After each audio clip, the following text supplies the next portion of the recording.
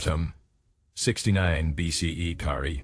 You stand on the outskirts of Tigranocerta, the capital of the Armenian kingdom. The air crackling with a tension that feels almost electric.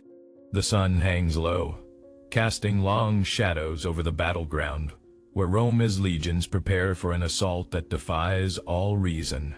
The rhythmic clang of swords and the cry of soldiers fills your ears. The ground beneath your feet is churned from days of preparation, and a sharp tang of sweat and metal hangs in the air. In the distance, you catch a glimpse of Gnaeus Pompeius Magnus, known to history as Pompey, giving orders, with a fervor that betrays both his ambition and desperation. This isn't just another campaign. It's a crucible of mathematics and logic pitted against the fury of war. You can shake the feeling that something unprecedented is about to unfold. As the sun sinks behind the hills, you see the massed ranks of soldiers. Their clamoring armor glints menacingly as they prepare to march. In this very hour, fate hangs in the balance, poised to plunge into chaos. The Romans have their numerical advantages, 35,000 legions against the 20,000 defending the city. But they also face an indomitable foe, Tigranes the Great, who commands a loyalty fierce enough to tilt the scales. A horn blares, and the collective breath of the assembled warriors is held as Pompey leads his men. You can feel your heart pounding, matching the restless energy of the thousands around you.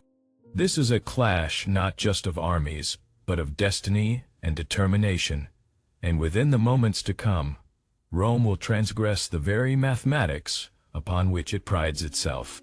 It's September 29th, 69 BCE.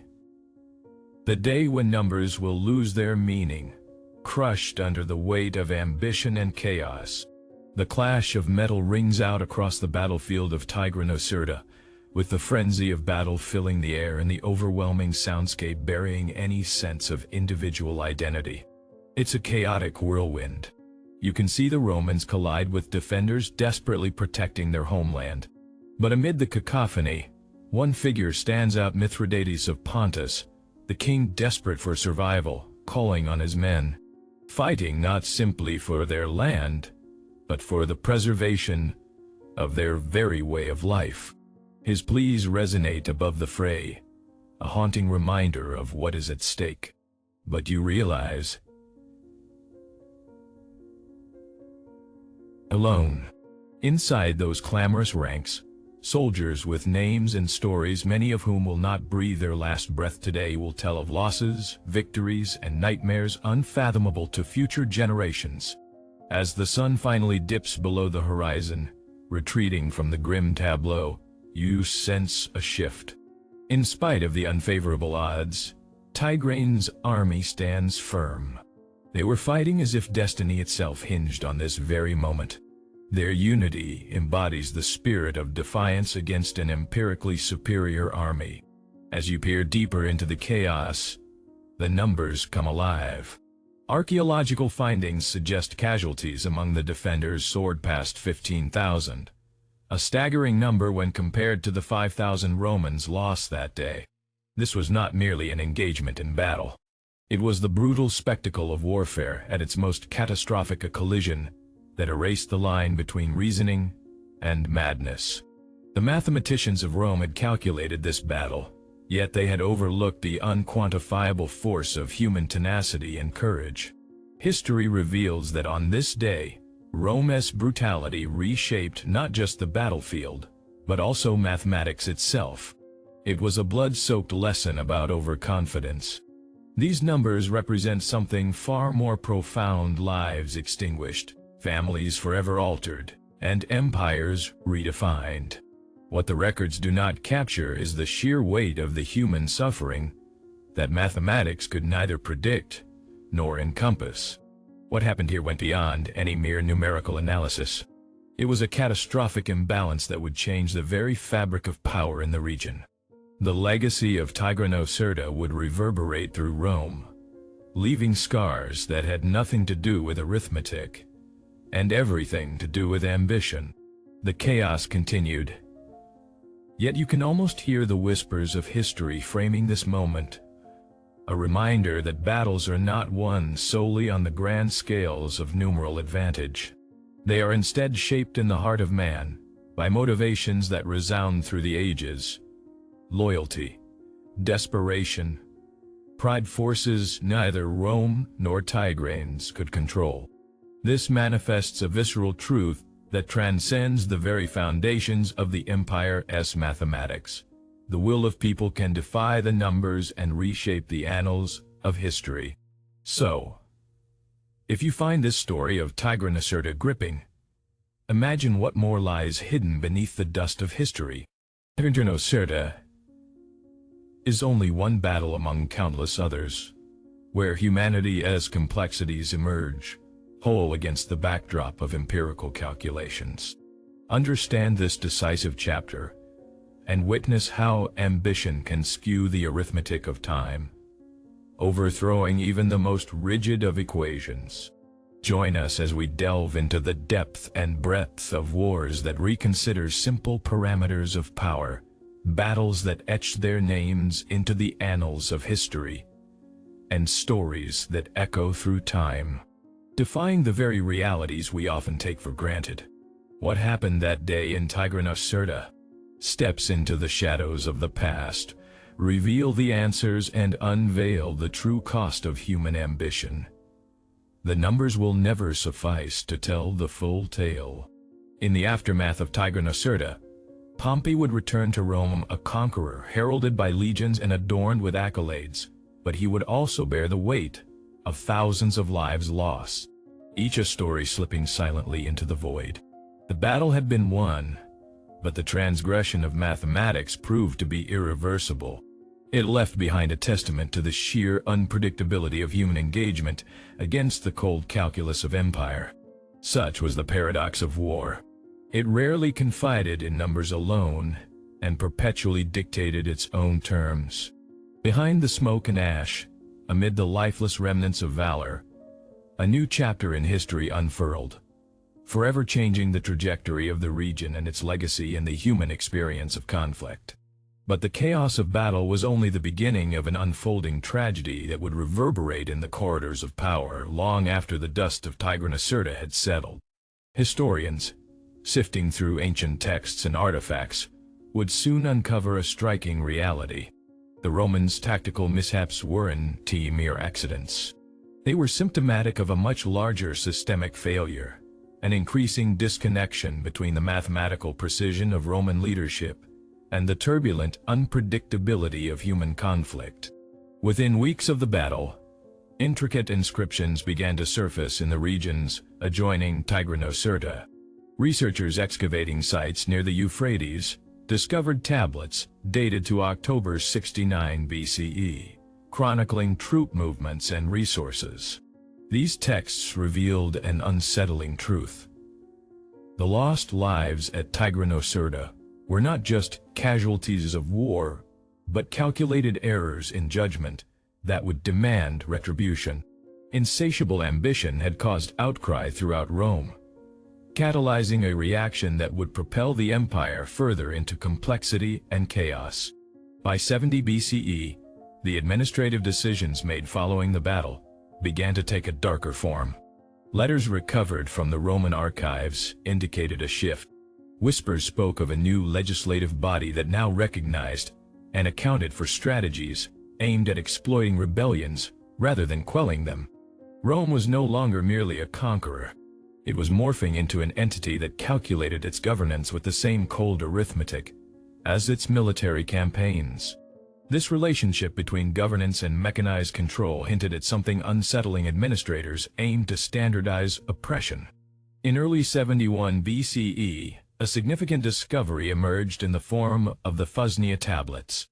Dated to early winter, they detailed strict mandates, targeting provinces suspected of harboring dissent. The metrics of suppression were harrowing. By 73 BCE, military census data indicated that from fewer than 10,000 suspected dissidents, Rome could expect their numbers to be systematically eradicated by attrition. But at a hefty cost. 23,000 men conscripted into active duty, with escalating resources diverted from public works and agriculture to fueling military campaigns. Historians noted an alarming transformation. For every dissident eliminated, the Romans were calculating a 3-to-1 ratio of reinforcements necessary, while officials proudly pointed to casualties reduced from 5,000 to just under 3,000 by using brutal suppression tactics. The underlying horror surfaced in the subsequent shifts in demographic counseling, documented by scholars in the succeeding decades. Political unrest fueled overreaching ambitions, and rather than continuous strife, there were territorial gains entwined with stark loss manifested in collective suffering. In July of 72 BCE, administrative correspondence between local governors revealed the irony of Rome's perception of rebellion. "The cost of our audacity may prove our true victory," one governor penned. Recognizing the culture of violence increasingly accepted as necessary by bureaucrats who believed they calculated loss and gain with mathematical precision, the emerging strategies revealed systematic normalization of hostility, institutionalizing their approach to governance that only bred further factions attempting to reclaim empowerment from an overreaching empire. Digging deeper into the archives, scholars in 2015 would unveil the systematic approach introduced in these very years. They found correspondence indicating a message embedded in a scroll recovered from a site in Asia Minor. At the center of it was the realization that in 74 BCE, official policies were put in place to encourage the enlistment of civilian populations. An official decree now mandated that any town displaying signs of resistance would be met with a remarkable tactic. All able-bodied males were to be conscripted, and resistance was summarily dealt with by lethal retaliation. The sheer numbers started to present a horrific tableau. The Roman military strength, which had stood at 50,000, surged to 100,000, with reinforcements flooding and many no longer volunteers, but enforced participants in a state-driven vendetta. The revelations kept unfurling. By 75 BCE, amphitheaters in Rome echoed not merely with the clashing of swords, but began to serve as venues for public displays of punishment, a grim showcase of servitude turned ritualistic spectacle. Chronicles from Roman historians like Cassius Dio documented how public opinion manipulated narratives to glorify the tyrants who enforced compliance. Statistics recorded in the aftermath of these events indicated that by 76 BCE, more than 22 cities faced punitive measures for failure to supply adequate military support. The apparatus of fear was meticulously crafted by the state, establishing norms ensuring that citizens would not dare rise against an empire that portrayed itself ever more fervently as a benevolent force in the face of rational apathy. But this was only the evolution of a horrifying normalization. Over the next decade, institutions transformed further. The tragedies in Tigranocerta sparked more than an administrative shift. They catalyzed a cultural conditioning. By 79 BCE, as documented by later historians, the legislative undercurrents that shaped Rome's governance defined public executions not simply as punishment, but rather as a preventative measure. A report in 80 BCE from the military governors exemplified this normative shift. They observed, chillingly, that more than 80 of those executed claimed they would not have resisted had they known the consequences would be public and harshly brutal. Within these institutional changes lay a new nightmare, lurking just beneath the surface of Roman civilization, a public psyche that began to revel in the blood of dissenters. By 81 BCE, records began to document that while military campaigns gravitated toward increased calculation and deployment, emotional detachment had seeped into the fabric of society itself. Empires broke even in temperance. Romans sought to fortify themselves not with compassion or reason, but with an ever-thickening veneer of desensitization. The deeper layers of human horror continued to unfurl, revealing unsettling truths. By 82 BCE, officers began to discover leverage in brutality itself. Numbing impulses cultivated as a means to fashion compliance served them well. Documentation from an excavation at the Perugia site in what is now modern Turkey provided empirical numbers to the new normal. Researchers found that more than 90 of the populace condoned strategies that enforced compliance through fear. It was chilling. Studies showed that while the numbers of casualties climbed, now calculated at an annual 8,500, the systemic machinery continued to churn through the suffering. Beneath this horrifying facade lay a twisted sense of pride in the empire's ability to quell conflict through sheer force. Reports of rising dissatisfaction began to trouble the military structure by the mid-80s BCE. Yet Rome, now engulfed in its own web of bureaucratic hypocrisy, viewed such emotions as flukes of descent, rather than a storm signaling the works of an empire turned inward on itself. The echo of Tigranocerta had evolved into a haunting reminder of the dangers of ambition unchecked by moral considerations.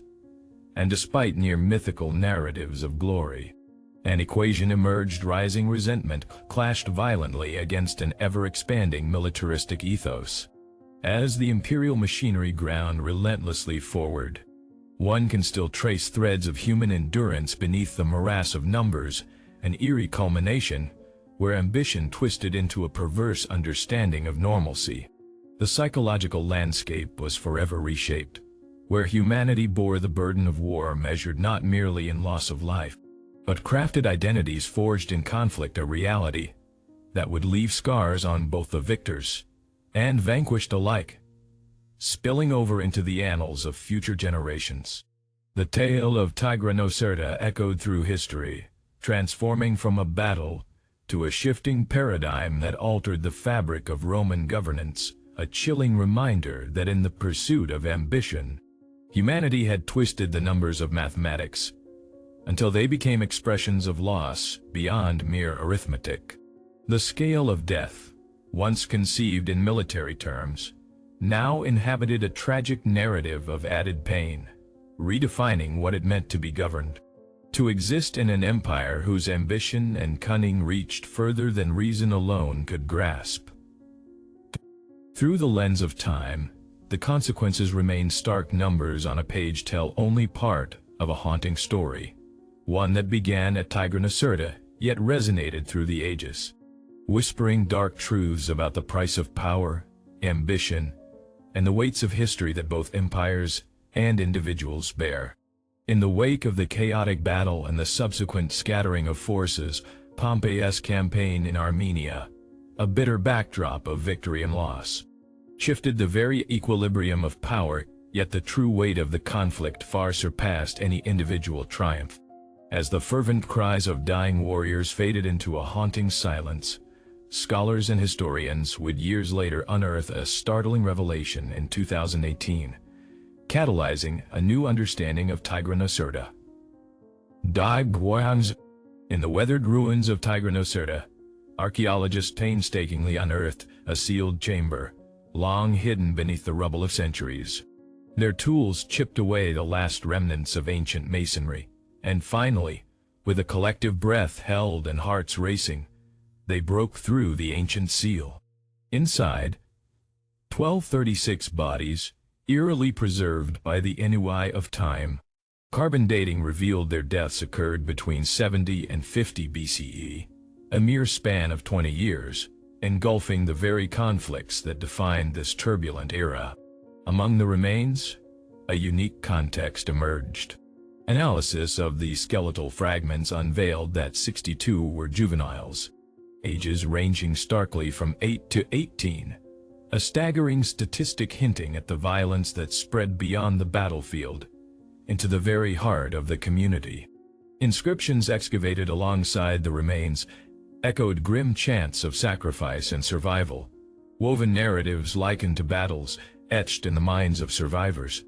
The historical witness, Cassius Dio, had written of these events with uncanny foresight, matching the dating and implications of the mass graves, discovered all those centuries later. This reveals a systematic brutality the lead archaeologist would announce to a gathering audience. These individuals did not simply die in battle. They were casualties of an expansive conflict that transcended the tactical engagements on the field. The collective loss echoed centuries of suffering dictated by ambition, hubris, and the relentless quest for power. The anticipated glories of an empire had morphed into a sobering legacy of mortality, one that ventured far beyond any calculation of numbers achievable in Rome's strategic tables. By 250 CE, Tigranocerta had morphed into a ghostly echo of its vibrant past. Once teeming with 100,000 inhabitants, the city shrank dramatically. Census records indicated only 40,000 souls remained. By 400 CE, the population would diminish to a mere 15,000, hints of economic decay and military decline becoming ever more evident. Ruined structures scattered across the cityscape offered mute testimony to a civilization unraveling, where the forums that once echoed with political discourse now crumbled, overtaken by nature and the weight of forgotten dreams. When Pompey returned to Rome, he bore medals but also an untold burden. The echoes of battle offered no solace. Tigranocerta and its grim lessons haunted him, reverberating through corridors of power and among the ranks of the Senate. Innovations on mathematics or battle tactics could not account for the losses endured, and a new reckoning settled into Roman consciousness, the understanding that victory does not equate to the void created by lost human life. The repeated transgressions of time unveiled a pattern that could not be ignored. Bureaucratic normalization, official record-keeping, and economic justification surfaced, all leading back to Tigranocerta's shadow. These markers resurfaced in documented genocide, such as the Nazi regimens of the Wannsee Protocols 1942, the systematic purging of lives in the Cambodian S-21 records 1975-1979, and the harrowing narratives that emerged from the Rwandan broadcasts of RTLM 1994.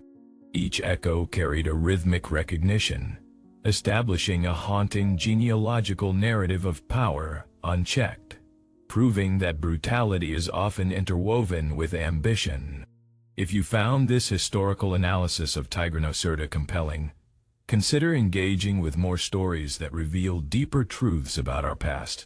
History, as it unfolds, often becomes a narrative of its own, one that invites us to explore the remnants of our shared heritage, a legacy built not merely on victories, but also marked indelibly by the losses endured along the way.